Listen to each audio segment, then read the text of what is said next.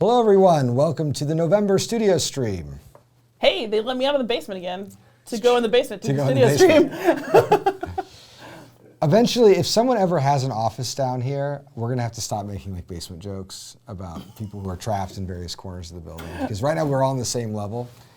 It's an egalitarian place, but that's gonna stop if someone comes down here. Whoever's in the basement can just say, y'all get on my level. And then we can Guys, it's me. I want to be in the basement. It's true, I'm it's true. actively trying. We have a voluntary basement member.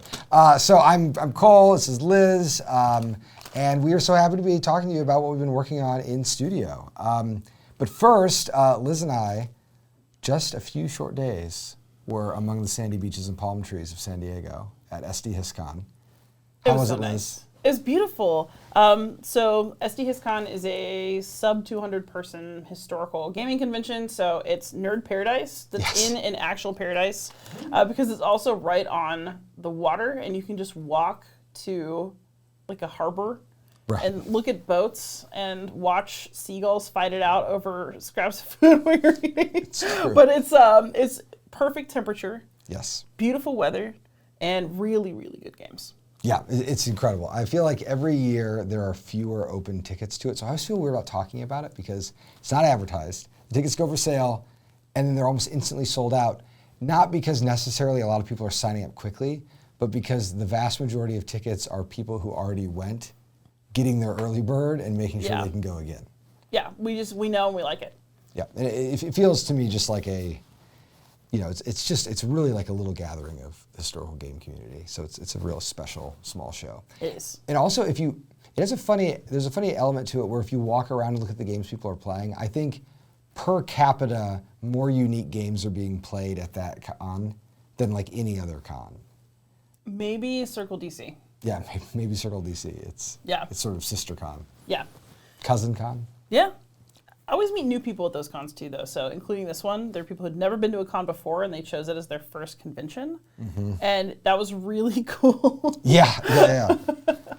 And it's lovely when sometimes I'll run into people who go to a lot of shows, but also make time for SD-HISCon, and I feel like you go once and you just know, like, oh yeah, this is a special, strange show that once you've gone once, you kind of subtly reorganize your life to make sure you can keep going.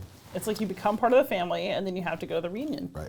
Every year. And over half the people there are folks who like work at GMT or other historical game publishers, or just in the like contractor space around them. So like, you'll be playing a game like, oh, this is a person who like edited Combat Commander. Yeah. Just like sitting across from you playing a game, it's amazing.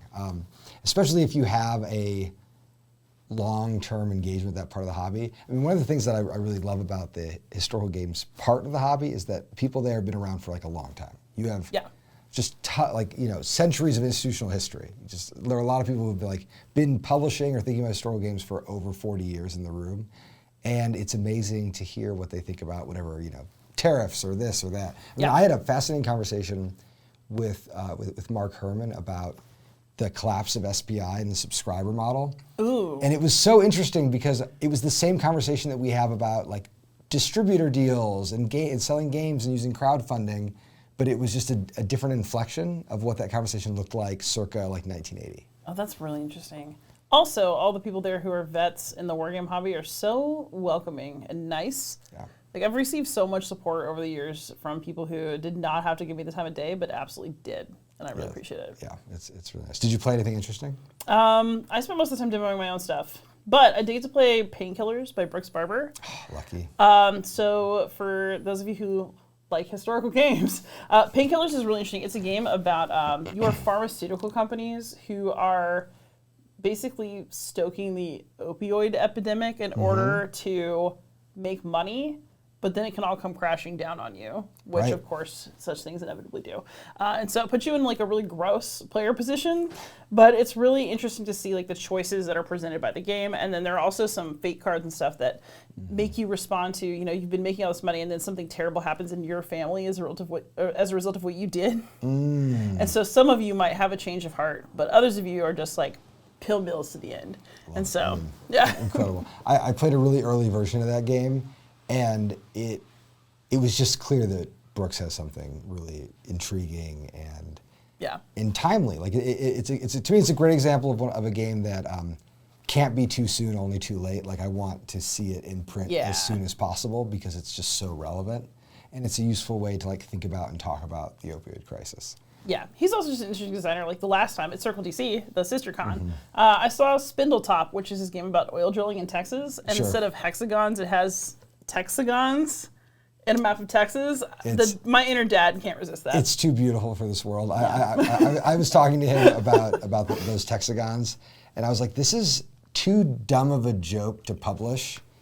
Because no, it has to be done. But like actually I adore it and would hate if you got rid of it. Because you look at the map and it's like, oh, that's a map of Texas. It's like, no, it's a map of 30 Texases that have been tessellated to make a larger shape of Texas. It's true. So I played, I weirdly didn't play that much. I played Oath, which we'll talk about. But also, so there's always time in the show for playing non-historical games. And so I had a chance to play a game that's going to be releasing at the Indie Night Market called Adulting, which I really enjoyed.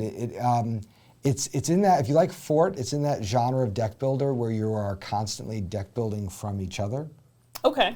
And it also has like a unranked multi-victor condition where kind of anybody can achieve one of 3 ranks of victory, from kind of total table loss to then like slowly improving victory conditions. And I found it compelling. Like I would need to play it again before I knew how good it was as a design. Right. But just making a game, multi-victor games I think are really hard to like keep the proper amount of tension. And I also think it's hard to keep a sense of player identity when you're making a deck builder where you're borrowing cards from each other's decks. And I felt like it did both of those 2 things really well. So I don't know how good or balanced it might be in the long term, but it made me want to pick up a copy and get it again. Unfortunately, I won't be at PAX Unplugged, so. Uh-oh. I'm not going to ask anybody to go to the Indie Night Market for me because that's insane. That's Yeah, the line is crazy. I will be at PAX Unplugged. I don't know if I have the stamina to get the Indie Night Market line. Maybe. We'll see. For folks at PAX Unplugged, I should say, we're gonna dovetail right into studio news. Yeah. So, Leader Games Bulletin, Matt, work on that graphic. The studio is going to be at PAX Unplugged. That's November 21st. It's early this year, so if you are in the Philadelphia Marathon and you want to just wind into the convention hall for a little bit, you're able to do it for the first time, I think, ever. The operations team and some members of the creative team will be at the booth. I won't be there. But you can find us at booth 2457. We have lots of fun events that we're running too. We're going to do something a little different. If you are interested in signing up for events, you can sign up on Aftergame, which is both an app and a website. You can get it at aftergame.co.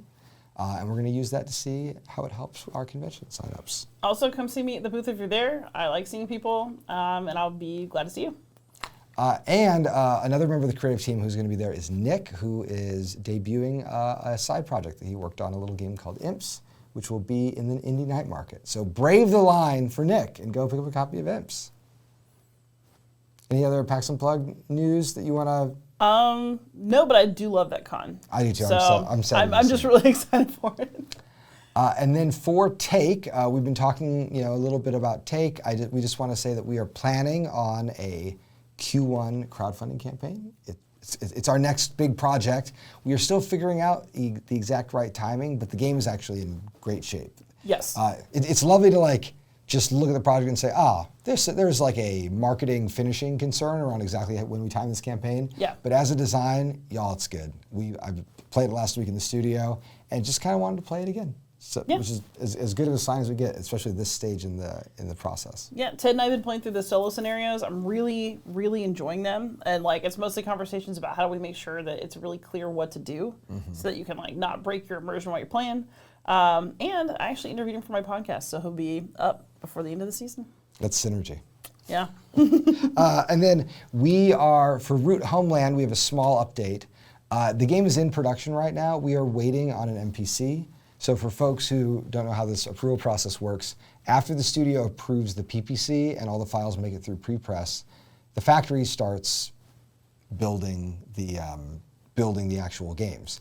And then at the end of that process, we get an MPC, which is the manufacturer's proof copy, or a manufactured production copy. People use the acronym to mean different things.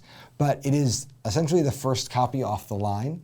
and that has to be approved before they put it on a boat. So sometimes there actually are errors, like they're usually like very strange, like, oh, everything got like slightly sized up, or this like wood doesn't quite pack right. The most common error is actually that like things don't fit in the box the right way. Ooh. They try to catch for that, so it almost never happens, but actually, like last week's email exchanges about about Root Homeland were about how we wanted the meeples to be placed in the box to ensure that everything like closed nice and tight. As soon as we approve the MPC, it will go on the boat, and we are looking at a fulfillment that is starting in Q1. With a project this large, you know, exactly when you're going to get your copy of Root Homeland is going to depend on the region you're in, literally the tides. But we are pretty confident that the project's kind of generally on schedule, and we are looking at a fulfillment, again, starting sometime in Q1. So feeling pretty good about that. I can't wait to play. Yeah, I'm excited about it. It's really fun to kind of see. It's like the first time I watched one of our projects kind of get finished and like go through the whole process and then show up while I'm here in the office. Yeah. So it's really nice to see. Yeah, I think, I guess you already had this experience a little bit with Ahoy, but I love that feeling when like Brooke knocks on my door and just gives me a big pile of games, because we usually have some either air freighted to the office or just kind of when the backers are getting fulfilled, the staff also get their copies. Yeah. And my kids, who are not on Kickstarter, don't really even know that there's new Root content coming out, and so I can't wait to show them the new factions and to play a bunch with them. That's cool. We actually just, only a couple weeks ago, I told them like, oh, you know, Marauder exists and is out. And they're like, there are badgers in Root? And they got so excited. And I think that's the one place like where I can give the kids a little bit of the experience I had as a kid, where you get surprised by something you didn't know existed. Yeah. Because of Nintendo Direct, like they knew all about Switch 2. I can't surprise them with anything about video games. Yeah. But with Root, I can. And then finally, this is just a small office note. So during PAX Unplugged, we'll have a reduced staff in the office, and then over Thanksgiving, the office will be closed. So if you send any support requests or anything of that nature, there might be a little bit of delay until we get back to you. But the week after Thanksgiving, everybody will be back in the office, and we'll be back at it. Back at it. All right. That is all we have for our little studio bulletin. Let's talk about Oath, the one item not on the studio bulletin, but actually the thing that we're going to be just talking about for the remainder of the stream. While we talk about it, if folks have questions about Oath that they want to chat about, we can talk about the design, but mostly I wanted to use this opportunity to talk about the stage that Oath is at. Yeah. Because it's at a stage. Yeah, this is super exciting for me, actually, though. This is like the super nerdy, like make sure everything is right, check everything stage. Yes. And it's long and it is tiring, but I do like it because it means that we like really made something. Right. So there, we got the final art for Oath about 6 weeks ago, I think. Something like that, yeah. And then there were a couple little icons that trailed in after. And a few weeks ago, myself and Megan and Patty got together to look at like a giant whiteboard, and we wrote on a list basically every single asset, final asset that is in Oath. So when we make games, fundamentally what we're making is a binder of PDFs, which we then give to a factory to print. So all the work, all the sweat, the hours on Discord, the arguments, the playtests, it's all just a PDF in the end. It kind of all comes down to a little PostScript file. And when you submit a game, you'll have files. The PDFs are always grouped by size. I told you guys we were going to get in the weeds. So they're always grouped by size. So you'll have like bridge cards front, bridge cards back, square cards front, square cards back. And all of New Foundations will boil down into 10, 15 PDFs. Likewise for the solo. For the little deck, the little supplementary deck that we designed, that's going to be a tuck box file, card fronts, card backs. So just 3 PDFs for that one.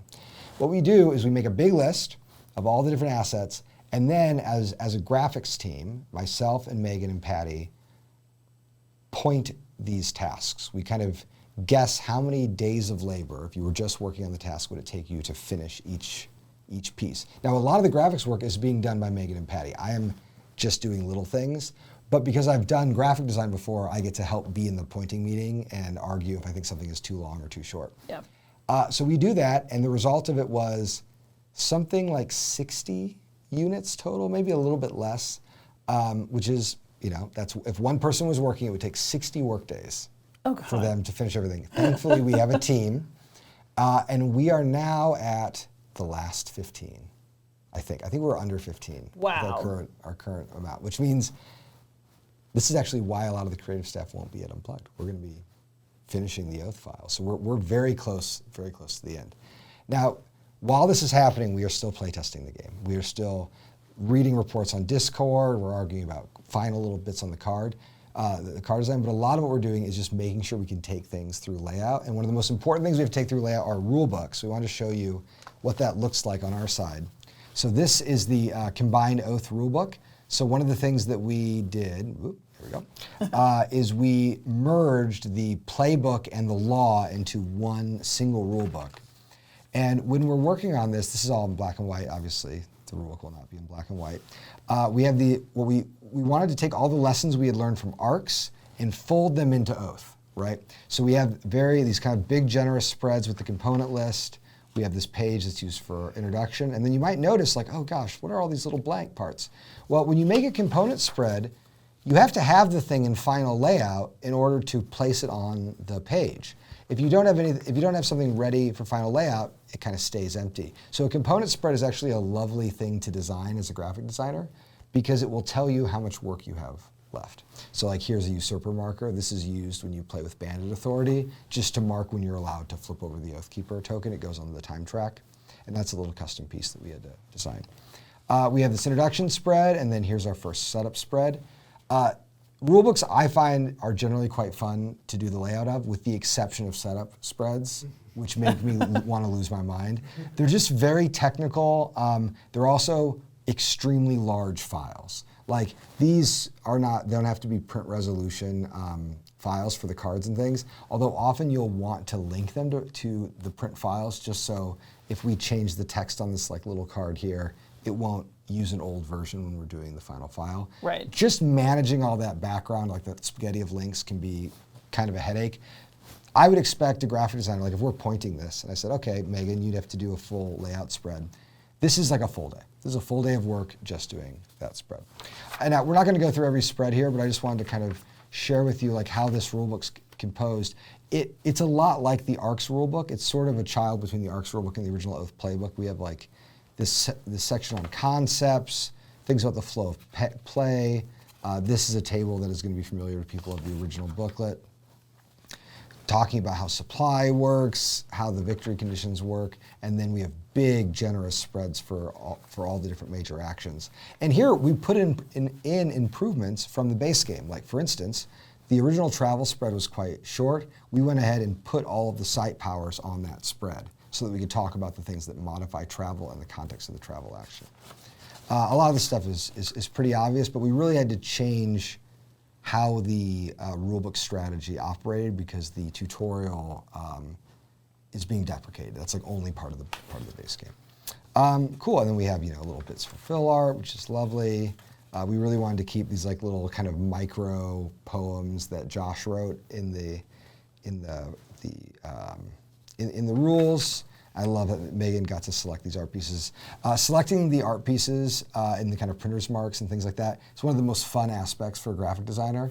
And so even though I'm always very tempted to toss art in if I see a big blank spot, that is a privilege that the graphics lead should have. They get to pick which art goes by which block. And then as we get to the end of the rules, there are these sections of clarifications, more things about sites. It's funny, I'll make a note here about this. This table is similar to the site table people already saw. It's expanded because it covers non-travel effects. We've had more than a few players say, why did you put this in two places? And we put it in two places because when someone has a question about a site, they might flip to travel, and they might flip to sites in detail. And if there's anything I feel like I've learned about rules over the last several years is to not be afraid of page count. Actually, like spread and ease of use, those concerns are so much more important. And so if I can just put a rule in two places, as long as it's late enough in the process that I don't have to worry about them getting out of alignment, you should usually do it. Yeah, and then that kind of is where the major rule book is. So this is actually, even this printing is slightly old. This is a pre-HistCon printing of the rules. And in the past It's week, ancient. it is ancient. In the past week, we've gone through and cleaned up some of these events. And by we, I really mean Megan, who's been taking the lead on all of the rules.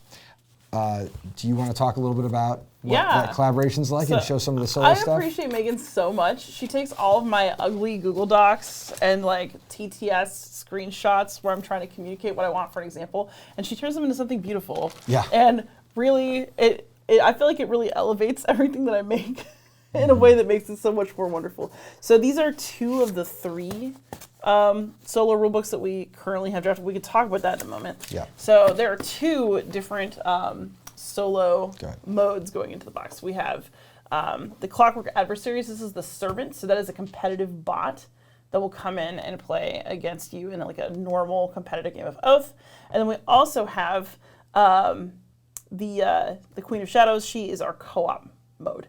And so there's, you gotta have a rule book for each. They're fortunately neither of them too large. I actually am really proud of, we're generous with the space. Yeah. Basically, you're not gonna open this and see a wall of text that makes you sad, at least hopefully not. Because we've got, again, the really nice layouts. And I have 2 small things to note just because of how the camera, you might see that there are these, this white on the gray. These are the same aspect ratio as the original rule book. So we're printing them on US letter, but that's why they're kind of framed in that way. And secondly, all of these things are posted. It's actually pretty easy to, the solo books aren't posted quite yet, I don't think. Yeah, but soon. But very soon. And if you're interested in the Oath, the current combined rule book, I think the link is even in the most recent update. You can read it right now. Yeah.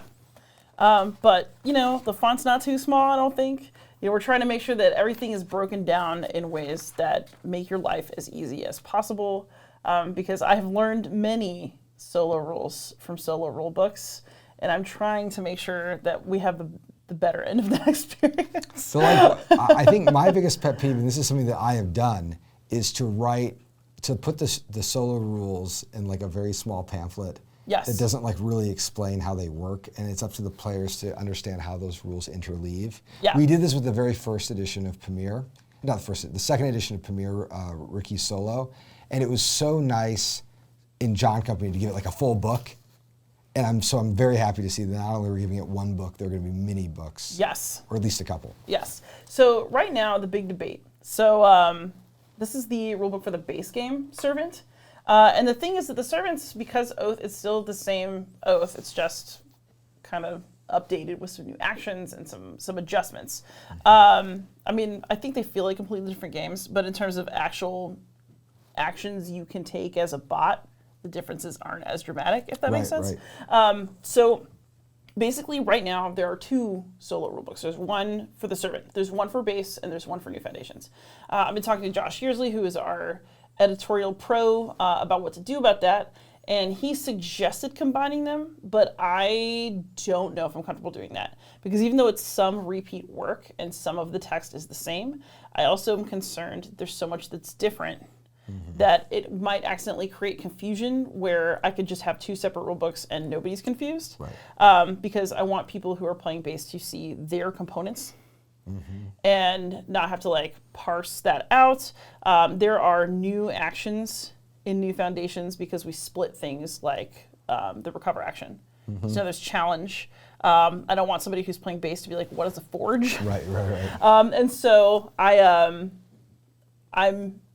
I understand the desire for economy. Right.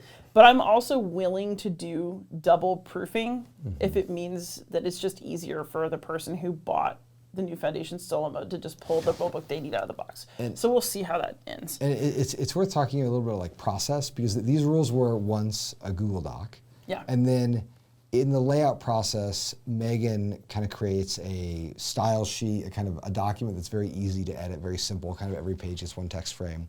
The Google Doc migrates into that. Yeah. And then, Liz, you don't have a lot of experience as a graphic designer, but you know how to take a screenshot and scribble on it, and we just kind of paste in this is how it should look. So in some cases it's like a photograph. It's this thing needs to be in this way, and then we get a rough out of that. So Megan will go through and kind of create a sort of rough treatment, and then that goes into usability, and that's where Josh comes in. So Josh has done some text passes, but then he is managing feedback from players who are trying to understand it. And the usability feedback is always interesting because you don't want to take every piece of usability feedback because it will create something like incomprehensible. Right. But you look at where one piece of feedback is resonating with another, where there's a little bit of consensus, and then that starts determining like the order of the actions. So in Oath, for instance, the action order in the rule book is a product of the usability training. And some people might say like, oh, I wish you would teach this action before that action, which is fine, but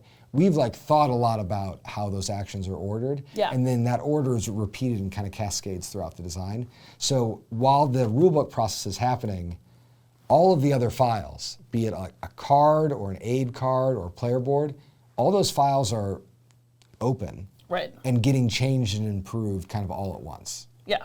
So we make rapid progress in individual files, but then we get to this stage, the whole water level has to move up at the same time.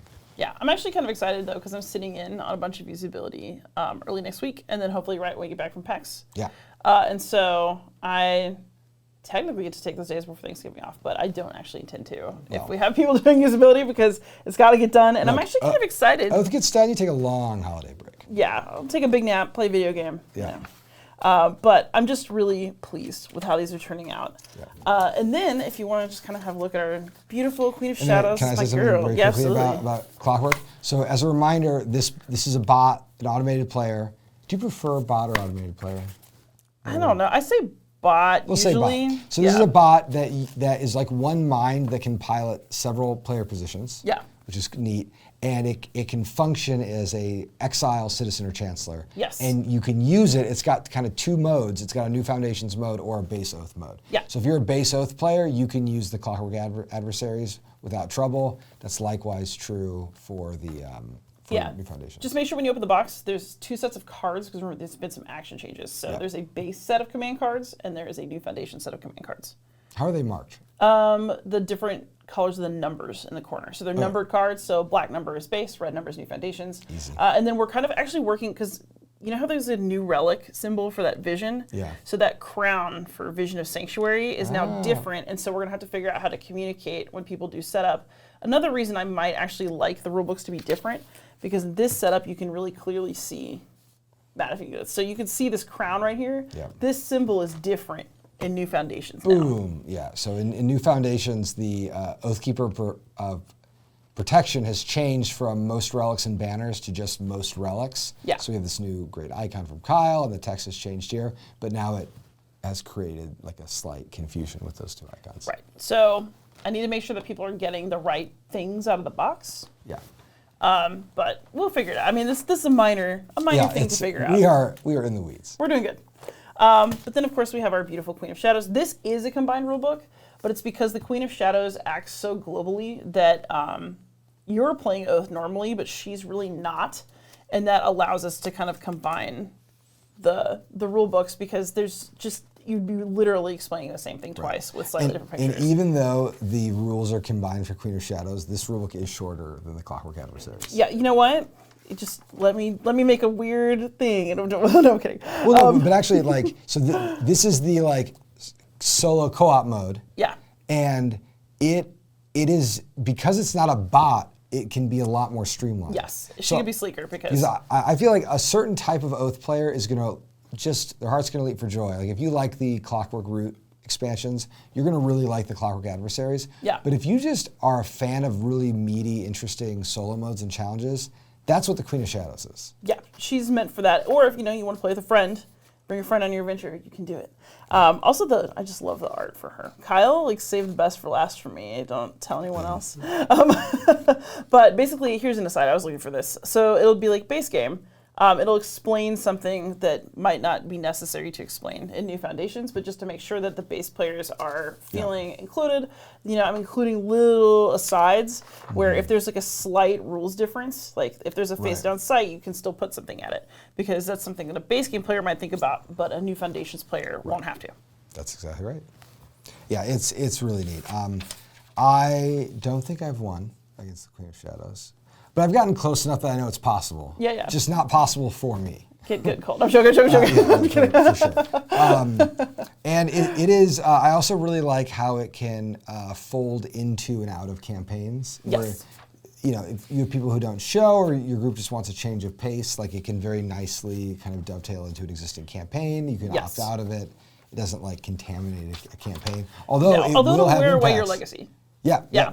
So basically the way this is working right now, and it will be working at this point, is that when you go up against the Queen of Shadows, it's like an era within the campaign of us. So in the base game, you can just play on forever, just like in a regular Oath-based game. Right. There's no era system. But because New Foundations is different, I wanted her to feel like she fit with that way of play.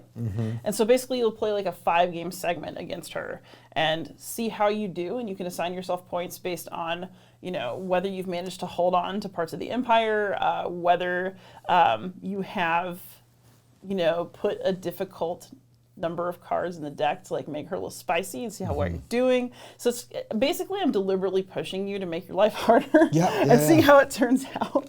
But you know, if you lose, your legacies will disappear on you. And edifices will rot away as you play. So she's also, I think, fun to include if you want to kind of remake the world a little bit, but you don't want to completely crash the whole thing or feel like it just came out of nowhere. I feel like I've been playing more role-playing games lately, and one of the things that my brother's always been very good about in role-playing games and in things like Blowing the Clock Tower is finding appropriate ends. And so if you find your campaign like a big empire collapses after a long time, and you get to like a nice natural story end, playing like a sequence of games with the Queen of Shadows for that interregnum can be really narratively like quite satisfying. Yes, especially, okay, so hopefully this is going to work out the way I intend. But my mischief self can't stop myself. So basically when you come out of an era, depending on how many points you have either have kind of like crashed the world a little bit and you're starting in a kingdom without a chancellor. So you build the empire anew.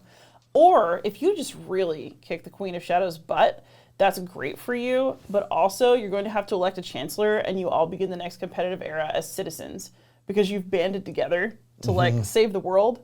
But now that there's nothing to do with that and you're all one crew together, well, good luck with that. Yes. I love how their impacts. And for people who want like a more gentler, less disruptive Chronicle impact, the Clockwork adversaries are essentially just players. You just put them in. And they will do their best job to either overturn an empire or maintain it or whatever. Also, frankly, if you just don't want to lose your legacies or whatever, it's a solo game. No one's going to stop. Nobody's going to show up and yell at you if you don't do exactly what I said. I can't tell if you're gaining solo cred by saying that. No, this is losing just the truth. Okay, so while that's happening, when we talk about the component spread in these rule books, all of those assets are being improved constantly, right? We are having this little layout adjustments, and I'll kind of show you a sense of that. So for instance, here are some of the edifices. There we go. Whoop. Sorry. It's like you expect it to be like a mirror and everything's opposite, and then it's not, in fact. So these are some of the edifices, and these are going to look pretty similar to the edifices that you all have seen, but there have been a few very small changes. Like this icon should actually read even at this distance as a little tower, and that's because we made the icon visually simpler, so it was more in line with the tree or the little pawn of the old site restrictions.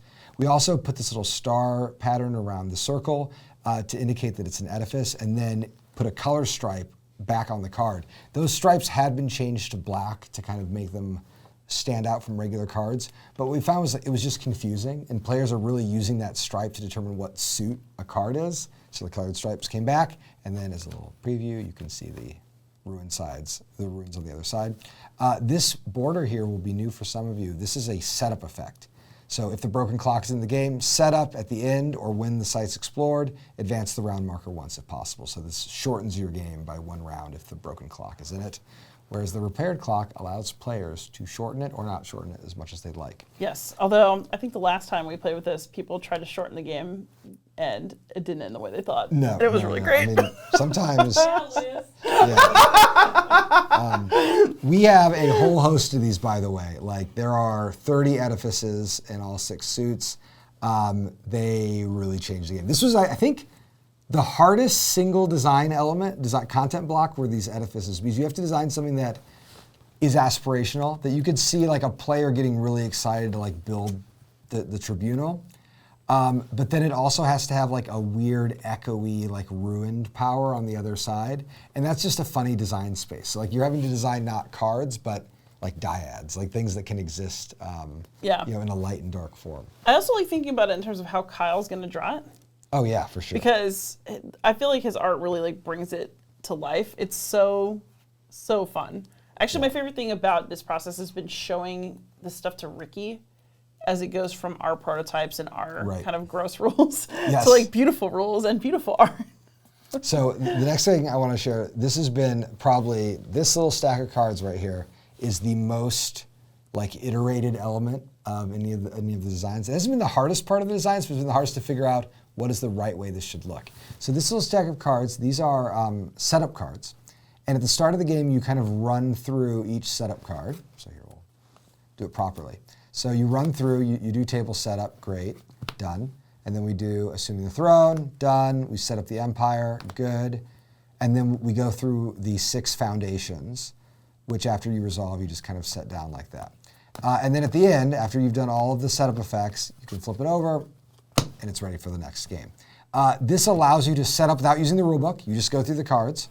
It also, because it's a stack of cards, it allows you to remember the status of the foundation. So if someone has activated movers and shakers, this gets set to that side. And that's nice. It'll just remain in the pile. These 6 foundations here at the center, well, actually, we will talk about them. So let me just go through this too. You assume the throne, the chancellor takes the chancellor pieces. What if there is no chancellor? Oh, no empire. All those rules are on the back. So we tried to make it so you would not have to reference the rule book if you wanted to set up quickly. And then here are the 6 foundations. We'll just kind of put them out here. I'm going to do them weirdly in a backwards order because, again, I feel like I'm looking in a mirror. And I can't get over it. Okay, so here are the 6 foundations. There. In no particular order.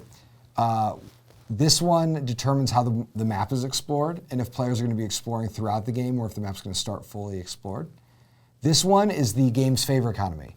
Do the banks start with a bunch of favor, like in Base Oath, or do the players start with all the favor and have to invest in?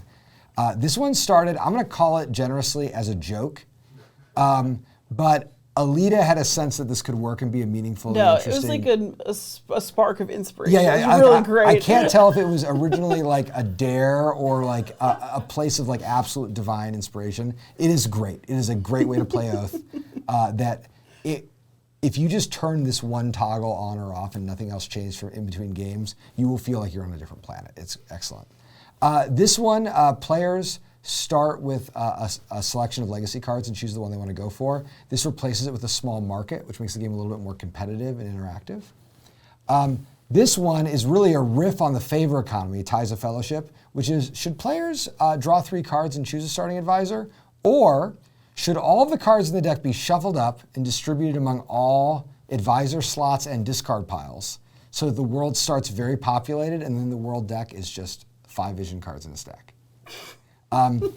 It's awesome. It feels like Turbo Oath. It's like starting Oath on turn 3. I think it's really neat, and it also, like, if you're in a big empire with lots of cities, it just feels like a completely different way of encountering the game. And then these 2 are alternate modes for the People's Favor and the Darkest Secret. One of them turns the People's Favor into something that manages the powers in the empire, and then the other one changes the Darkest Secret into like a site mute that you can use to nullify cards at sites. I've been really happy with how the banners have turned out. We could do like a whole other talk about the banners. We don't have to. So those are the setup cards. And I'm going to put them back in order real quick. There we go. And then relating to them, I mentioned the legacies. So we have final layout for the legacies. Here they are. There are 36 of these. And they have a lovely back. I love this piece of art. I'm really obsessed with the book theming. It's really cool. I just need the book now. Yeah. I need to know what it says. I need to know everything about it. This is an instance where, like, I just told Kyle a back that incorporates elements of the different conditions Wow. And he just absolutely nailed it. Here's what they look like on the other side. You can see some right here. So there are a couple elements to bring out. We'll do Matchmaker. So Matchmaker, so you see how it has a heart here. This means at the end of the game, if you have the people's favor, you get to earn this legacy. That means you have that legacy for the next game. So these cards really are essentially powers that you carry from game to game. They also let you interact with the phases that are outside of a game. So they're like metagame interactions. So Matchmaker, anytime legacies would be drawn from this deck. So let's say in a normal game, I'm gonna give Liz 2 legacies. She's gonna select one of them. If I'm the matchmaker, I decide which one I think would make a good match for you. Maybe it's this one. Oh no. And then I hand you. What garbage could you give me? No, you want a happy marriage. You want good things. So go ahead and share the one I gave you. There you go. Secret Society. Secret Society. The way the Secret Society works is as a setup power before the world deck is built, you get to steal a secret. Steal a vision. And you go into the game with the vision of your choice as you're starting, as an additional that is so advisor. good. And then on the top left, it has this little relic symbol. This condition is you have to have the most valuable relic, the most ancient, most potent relic in the game in order to earn this condition. So there are 6 of these different earning conditions. They overlap a little bit with the game's victory conditions. They're also a little different. And then these seals, these wax seals that we have here, kind of on the little braid, the tassels, the wax seals are for point scoring. So in every game of Oath is worth a number of points. The default is 3, which are given to the winner. And then the winner can give points to other players at a 2-to-1 rate. So like if I felt like you helped me win, Liz, I could say, look, I'm gonna give you 1 point, and then I'm gonna take 1 point. And so that spends all 3 of the points that I earned. If I have legacies that have those suit symbols on it, every card I rule of that suit symbol, every card at a site, I should say, that I rule of that suit symbol is going to give me an additional point. So over the course of many games, you'll kind of have loyalties to different suits where you really want to see a lot of arcane in the board because it increases the points that you have for arcane. Really mature legacies that have been around for a few generations, they might have a lot of hitting power. If they win the game, they might score 10, 12 points. And you can record that with these. This is our little era tracking sheet. We usually have room for a name here. And then you can record the names of your lineage. With the new colors, we have 7 lineages. So and I like to give them names like after, I always name them after the founder, but it's okay to play someone else's legacy. I'm like, yeah, I'm playing Liz's legacy this game, right? Yeah, it's fun. And then when it all falls apart, you can blame me or, for the future Liz Jr. can blame Cole, it's fine. And then we keep a little running total here. You also use this track to circle whoever the chancellor is into underlined citizens. So it's a good way of recording the game state. And it gives Oath players something they've never had before, which is a way of seeing an entire chronicle in like a little snapshot form. You can write the era down. And then we like to, as a little tradition, when you win the game, if you want to create a constellation and name it on this little back, you can to memorialize your victory. And there are lots of different ways you can use this. Like we play eras up to 20 points. At the end of those 20 points, if you run out of room on the sheet and you need to move to a new sheet, you could carry some of the constellations, but maybe not all of them. And you can use this sheet in different ways too. Like if an empire falls, you can put a little squiggly line to show that there's an imperial break. You can show the dynasty breaks. There's a lot of room to go with this sheet. We don't have just one way of using it. Now, I will also tell you that the bots, when they win, will in fact circle a star and name it. So if the servant wins, you have to call them Nova 1, Nova 2. But the queen will name them Regina 1, Regina 2, and so you will in fact have to record your losses to our little monstrous children for making me. There is a lot of design content in this stack of legacies. They're so much more than like a denizen power. Like if you unlock a certain legacy, you're gonna pretty dramatically change how the game works. Yeah. For instance, some of the legacies are imperial legacies, so if you start like a royal line, that's gonna change how succession works. Like games are gonna feel different if the royal line is in the game. Yeah. And you might be asking yourself like, oh, I thought there was like a foundation board and there were these 20 foundations that could flip. What happened to the 20 foundations is they became 6 setup foundations and 36 legacies. Yeah. So there's a lot more design content. It's just been split in different parts of the design. I like that so much better too, because one, it feels good to have something that's like special for you. Yeah. And then two, it's nice to have some global stuff that has like a really cool global effect, but that doesn't just completely. Right. Yeah. And one of the things that we found was that if we were going to change the core structure of the rules, we had to make it so that there was one player who felt, one player always has to be the police person for saying, no, this rule's in play. And so the legacy cards allow us to do it in a way that brings players into the design space of the game, Yeah. right? They want to help cultivate the thing that they're building. Yeah. Also, I mean, I know I'm going to please in my favor. Yeah, But not yours. of course. So. Okay, so then we have some cool physical samples that we'll show while this process is going on. So basically, everything that we're talking about is happening basically at the exact same time. Yes. We've got rulebook layouts, we've got usability, editorial, final dev meetings. We're taking like components through layout, and then every few days, a DHL person walks in the office with a Yes. tiny little package from China, and we get to take a look at a new sample. It's like Christmas It every is like, week. we actually have a rule that only team members, specifically production team members, are allowed to like have the first look. Yeah. Because what was happening is it's so exciting to get a package like that. People just start coming out of their offices, and pretty soon we have like 12 people around a Yeah. very small table looking at like a coin. And so we say, look, the production team, which is going to be like myself, a person from the graphics team, and then Anne, or for the solo stuff, you in my place. Yeah, I was really appreciative. I got to like get my looks. And then and we get to do it, and then after we're done, usually Anne will, or Patty or someone will post a message saying, if you want to see the samples, they're on the sample table, and you can take a look at them. Yeah. So let me take you through this. So here's a coin from the base game. Give me tighter. Yeah. All right. Good. Do you want to like? Yeah, give me backdrop a, maybe? look on There the we go. stars. There we go. So everyone knows how these coins work. They're not, oh, yep. Perfect. Okay, there we go. Chicken King. Actually, pretty much everything we're going to look at is going to be at this level, so this is good. So there's our little coin, much beloved. And then we did a design from, let me make sure I've got all of them. Right. So this is our first effort at the 3 coin. So the problem with the 3 coin is there are situations now where there's a ton of favor in the game. And so we needed a higher denomination to cover the bank in those cases. So we knew that we were going to have it be a little bit bigger, because we wanted it to stack, so it would be very clear that, I guess because of the angle, it's a little hard to see. But the thing on the bottom is larger. It's a lot clearer in person.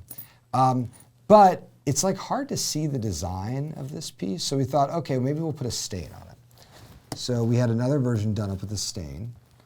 And you can see here that it kind of helps, but not really.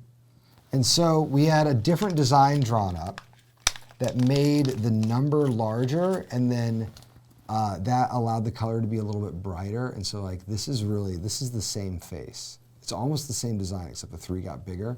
And then we changed the stain just subtly, so it kind of like, Yeah. it's a little brighter. And here's the other side, just so you can kind of see it. That's a huge difference. Yeah, and like this probably took 2 months. But it took 2 months, not because we're like all crouched over our computers, like optimizing like wash mixes. It took 2 months because we submitted an idea to the factory. The factory says, yeah, we can do it. We ask them for the sample. It takes a while for them to make it, for them to ship it. Which is why we usually, any wood components, you usually start sampling probably 2 months or 3 months before print files are submitted. Metal and plastic components, you kind of double that, 4 or 5 months before we start submitting. So there are those. And then for the secrets, we have ×3 secrets now, solving a kind of similar problem, and we decided to go with red. And again, like, we went through so many colors of these, and rightly I'm deciding not to just show you like the absolute bananas amount of secrets that are in the office right now, different like hues. It'll be our secret. It'll be our secret, but these turned out really well. So very happy with how the 3 times secrets turned out. And then let's talk about some of the physical samples for the Queen of Shadows. Yes, my So girl. here we go. This is the Queen of Shadows minion. Yes. These are great. We're still like figuring out the exact thickness. They're going to be kind of warband thickness, but you can see the design here pretty clearly. Yes. And of course, you can't have the Queen of Shadows without the Queen Pawn, which I was so happy when this came in because she looks awesome. She looks She great. looks so cool. And I'll note here, like the paint is kind of like a metallic kind Yeah. of purple.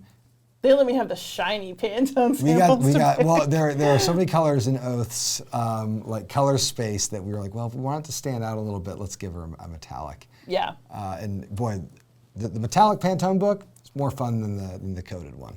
Yeah.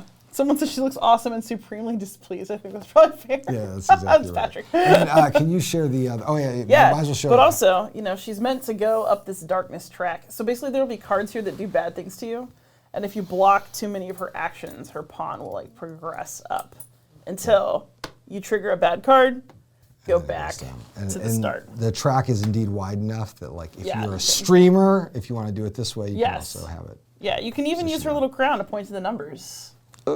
Yeah, I'm really happy with how this component worked. Yeah. Is the other side? Yeah. So while we're doing punch board layout, I thought about just printing out all the punch board and like kind of showing it how it looks in layout. Yeah. But I'm always happy when we can use a size for two things, so that the clockwork adversaries, the servant, uses the other side. Yes. Which happens to be 4 cards wide. So you might say, like, why is this track so large? It doesn't need to be that large.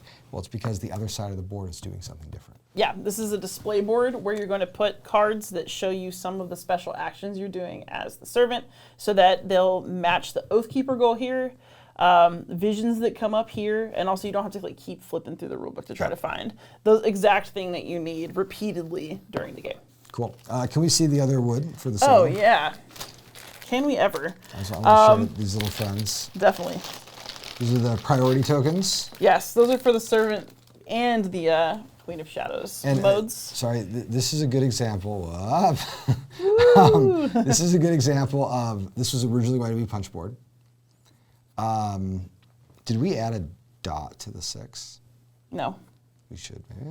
Do we need one? I mean, there's only 8 sites, which is why nobody thought of it. Yeah, I guess so. There is no 9. I just default. You're right. You're right, and I'm wrong about that. Well, I mean, we can still put a dot on it. Yeah, I don't think we need one though. I think you're right. There is no 9. What am I saying? So this is a good example of, this is a component that was going to be punch. Yes. There was like no necessary reason to make it wood, except wood is always nicer to pick up. Oh, And yeah. these do get picked up a lot. A lot. Yeah, you move them around. So in the Queen of Shadows mode, you swap them. So basically, she will do actions that are targeted to different sites, and these are Yeah. randomly distributed around the map.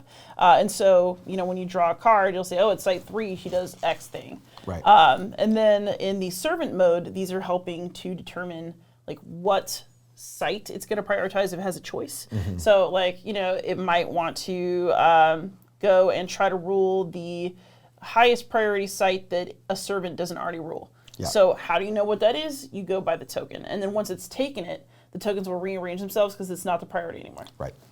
Yep. Yeah. And it's just so nice that like the components are nicer. And that was just because it was in budget. And so we thought, well, Yeah. we might as well spend the budget. Show me the money. I wanted gold plate, but Cole said no, and I don't know Well, why. we have, I mean, our general rule when we're working on projects like this is we know what our margins are. And if we come in under budget, we want to find ways to maximize value for y'all. I mean, that sounds like I'm not trying to sell you anything. Y'all have already bought this game, probably most of you. But it's just like, it's a general matter of like company philosophy. Like if I look at what our late stage dev RFQs are, Yeah. and those requests for quotes are like, wow, we've actually accidentally saved money on this. The first question is, well, can we spend it in a different way? Can we make something a little nicer? And, Yeah. and we always find ways to do that. Also, like, as a solo player especially, that makes me so happy because, like, how many times have I bought a whole game and all that was there for me was, like, 3 pages of tight text and a deck of cards? Sure, yeah. And I just didn't want to do that for my first project no. as, like, the solo design specialist. Like, what would that make me? And so... And then, like, look at this cool priority marker. This is not quite the right color, right? We're like... Yeah, it's the contrast isn't quite high enough. Yeah. But this is the eye, and it'll help you determine like if the Queen of Shadows is going to do something to somebody, or there's like an action you can do with it in co-op.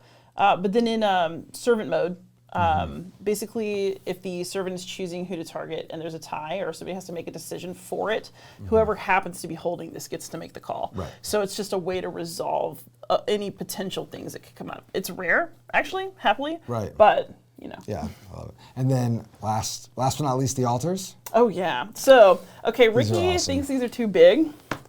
because you have to draw them out of a bag. But I think that we just get a big bag. I think they're awesome. I support their huge size. For reference, like Secret. Look how big they are. They're so nice. So basically, the Queen of Shadows, especially if you're playing with a bunch of really nasty cards, can be really hard. And also, there's an adjustment that's made in New Foundations where you burn favor out of the game. Yeah. And the Queen of Shadows also just sucks a lot of favor out of the banks. So getting secrets can be a little bit harder in that mode. And so these altars exist. It's like people in the world are trying to help you. Yes. By putting them out, and they allow you to do a few tricksy things, but they mostly center around getting secrets. And so when you put these out onto a site, I want them to be super visible so you don't forget they're there. Yep. And I want you to be really clear on what it is you're sacrificing on the altar in order to get the secret. Yep. And some for our testers, it's mostly note for our testers, not all these icons are final. Yeah. Like, for instance, the relic icon is not quite final. Yeah. And I think even these we're switching to a more drawn style. Like a hand-drawn style. Yeah. So there are a few things that are a little out of date here. But the actual, like, color of these is great. I think there is a small adjustment we were making with them, but it's... Yeah. I think it was very minor. Yeah. But... You know, I like them. I like again, we got to have the metallic pieces for solo. Mm-hmm. I don't know, I like it when I get to have something special. Yeah. I'm happy. Yeah. So. Fantastic. Okay. Shinies. And then we have one more little thing to show you all, which is just the player boards. This isn't the final player board, but it's close. And it has a new form factor. You'll note that he's gotten a lot smaller. This is great for play space. Like, it really makes the game just a little bit lighter, a little bit easier to look at. The player boxes, this is the same. Boy, this player box has been through something. We've seen a lot. All of our player boxes look like this because they've just been used a lot. This is used to store a player's lineage. This is not quite the final box. We have white samples for the final box, which are the right shape, but they don't have the design printed on them. And you can see here that there's room for cards, and then here's the pawn, supply piece, and then there's a little finger grip here, so you can take this out. And then this is built, it's designed to sit right underneath it like that, so that as you pull your warbands out, it will kind of help you. It serves as a little warband counter, so you know where your supply goes, just like that. Now, you may say, but like, where's my action aid? Yeah. Where's all the text on this? Well, the text that has to do with being a citizen is on the other side, right there. It's actually what I'm doing after this stream is I'm going to finally update this text to be current with the final rules. And then, if you are a new player who needs an aid, we have a little aid booklet, similar to the Ahoy booklet, but it's going to be done in cardstock. And on the front, it has all the actions. And then in the middle, it has a guide to campaigning and some of the more complex actions. And then on the back, it has a site reference. Nice. And this is something that, like, for table of experienced players, you might take one of these out of the box and just kind of leave it on the side of play. Yeah. For new players, they're going to have this little refuge, this little booklet. They're going to have this little booklet for reference, but you know, we actually, like, this aid itself is quite old. We haven't bothered to reprint it because we don't need the handy reference. But when I was at HistCon and we were playing with folks, I found people were using this all the time. Yes, yeah, it's really, really helpful. You know, once you've taught something, people don't necessarily want to ask you again and again and again. So I got to see in action that people were like using it and figuring out what needed to happen. Yep. And I should say, almost everything you've seen except the wood samples are all things that we've built in studio. We used, glossy sticker paper for like things like a punch board component. We will eventually get a PPC from the factory. When we get that PPC, we will show it to you all and to take you through all the components, kind of like one final time. Couple like little notes. So first of all, some of you might be asking about the storage box.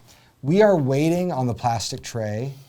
And as soon as we have the plastic tray, we will do a big thing about the storage box.